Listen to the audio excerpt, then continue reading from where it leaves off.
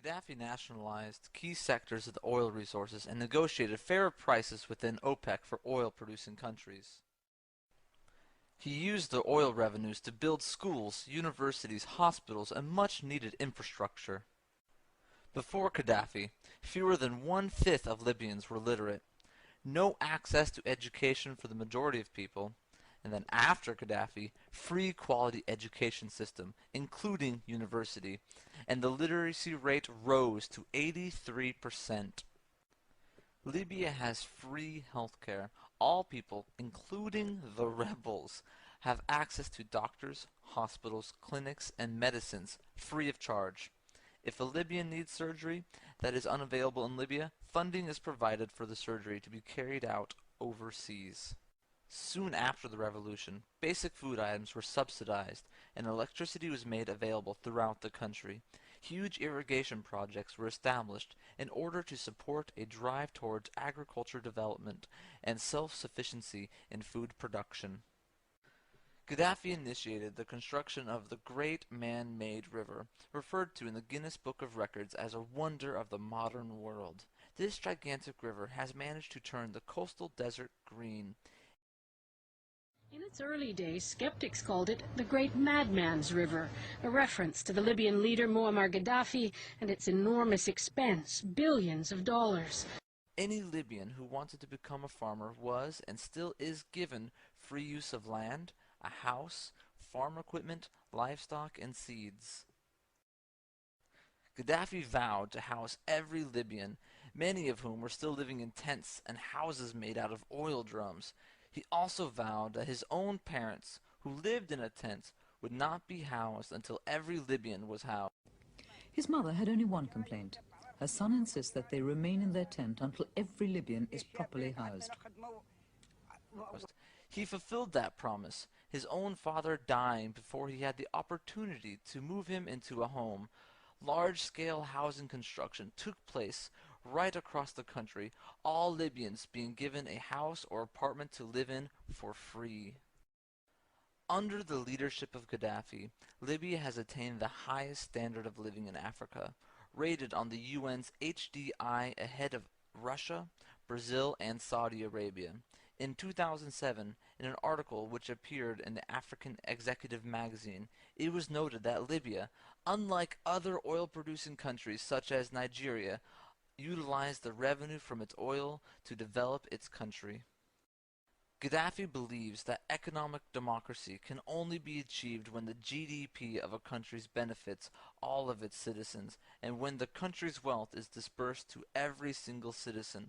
Today, money from Libya's oil revenue is directly deposited into the bank account of every Libyan. Gaddafi is dedicated to the emancipation of Libyan women, encouraging them to participate in all aspects of political life. The revolution ensured that women gained full access to education and has actively encouraged acceptance of female paid employment. Libya is a very traditional society, and these moves by Gaddafi have been met with stiff resistance, especially by the forces in Benghazi. He opposed the U.S. invasion of Iraq and condemned those Arab leaders who supported the so-called coalition of the willing, earning the wrath of the Saudi monarchy when he said that the Kaaba was under the yoke of American occupation, and questioned what meaning the Hajj has for Muslims as long as the American occupation of the sacred house of God continues. In October of 2010, Gaddafi was the first and only leader in the Arab world to formally apologize for the Arab role in the trade and capture of Africans. This infuriated Arab leaders, disgruntled with the arrogance of the Arab leaders and the continual thorn in their side, as he openly criticized their hypocrisy and servitude to Western imperialism. Gaddafi became isolated in the Arab world. He called on the African Union to give representation to Africans in the U.S., Europe, the Caribbean, and South America.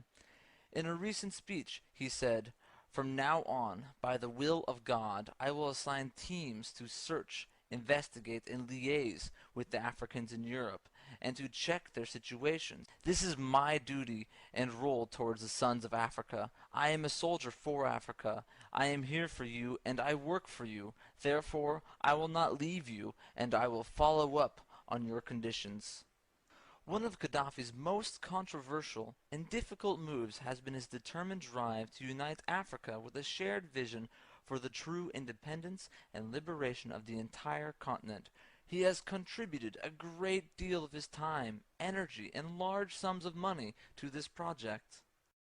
When war broke out in Uganda, the Congo, Ethiopia, and Eritrea, Gaddafi negotiated ceasefires, part of his long-held dream of creating a unified continent called the United States of Africa.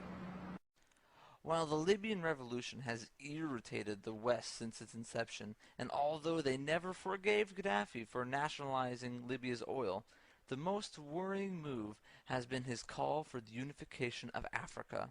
After years of tireless effort on the part of Gaddafi and the Libyan revolutionary movement, the idea of a United States of Africa is gaining real momentum and support on the continent. In 1982, the World Mathaba was established in Libya. Mathaba means a gathering place for people with a common purpose. The World Mathaba brought together revolutionaries and freedom fighters from every corner of the globe to share ideas and develop their revolutionary knowledge. Many liberation groups received education, training, and support from Libya. These are just some of the groups that Gaddafi has helped, and because of his support, Gaddafi has been labeled a terrorist. Nelson Mandela called Gaddafi one of the 20th century's greatest freedom fighters and insisted the eventual collapse of the apartheid system owed much to Gaddafi and Libyan support.